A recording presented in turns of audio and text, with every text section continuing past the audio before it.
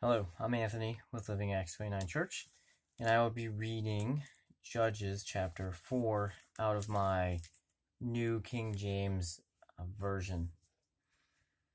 When Ehud was dead, the children of Israel again did evil in the sights of the Lord. So the Lord sold them into the hand of Jabin, king of Canaan, who reigned in Hazor. The commander of his army was Sisera, who dwelt in Haresheth Haggayim. And the children of Israel cried out to the Lord, for Jabin had 900 chariots of iron, and for 20 years he had harshly oppressed the children of Israel. Now Deborah, a prophetess, the wife of Lapidoth, was judging Israel at the time, and she would sit under the palm tree of Deborah between Ramah and Bethel in the mountains of Ephraim, and the children of Israel came up to her for judgment. Then she sent and called for Barak the son of Abinoam of Kadesh in Naphtali, and said to him, Has not the Lord God of Israel commanded, Go and deploy troops at Mount Tabor?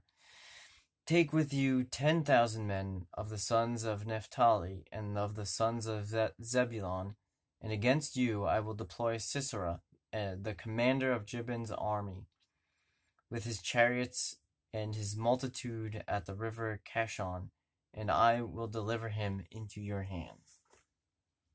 And Barak said to her, If you will go with me, then I will go, but if you will not go with me, I will not go. So she said, I will surely go with you. Nevertheless, there will be no glory for you in the journey you are taking, for the Lord will sell Sisera into the hand of a woman. Then Deborah arose and went with Barak to Kadesh. And Barak called Zebulun and Naphtali to Kadesh. He went up with 10,000 men under his command, and Deborah went with him. Now Heber the Kenite of the children of Hobab, the father-in-law of Moses, had separated himself from the Kenites, and pitched his tent near the Tabernath tree at Zainin, which is beside Kadesh. And they reported to Sisera that Barak the son of Abinoam had gone up to Mount Tabor. So Sisera gathered together all his chariots, 900 chariots of iron, and all the people who were with him, for Haresh Haggim to the river Kishon. Then Deborah said to Barak, Up, for this is the day in which the Lord has delivered Sisera into your hands. Has not the Lord gone out before you? So Barak went down from Mount Tabor, with 10,000 men following him. And the Lord routed Sisera and all his chariots and all his army with the edge of the sword before Barak. And Sisera alighted from his chariot and fled away on foot. But Barak pursued the chariots and the army as far as Haresheth and Haggayim, and all the army of Sisera fell by the edge of the sword. Not a man was left. However, Sisera had fled away on foot to the tent of Jael, the wife of Heber the Kenite, and there was peace between Jabin, king of Hazor, and the house of Heber the Kenite. And Jael went out to meet Sisera and said to him, Turn aside, my lord, turn aside to me, do not fear.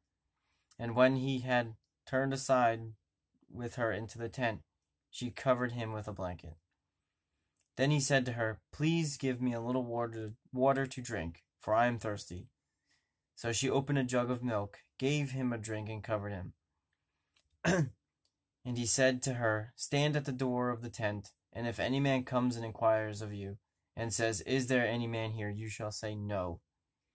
Then Jael, Heber's wife, took a tent peg, and took a hammer in her hand, and went softly to him, and drove the peg into his temple, and it went down into the ground, for he was fast asleep and weary.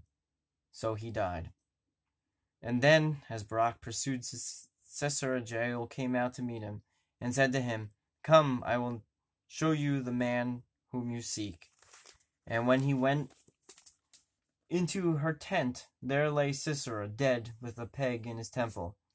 So on that day, God subdued Jabin, king of Canaan, in the presence of the children of Israel. And the hand of the children of Israel grew stronger and stronger against Jabin, the king of Canaan, until they had destroyed Jabin, king of Canaan. Thank you for joining me in my reading of Judges chapter 4.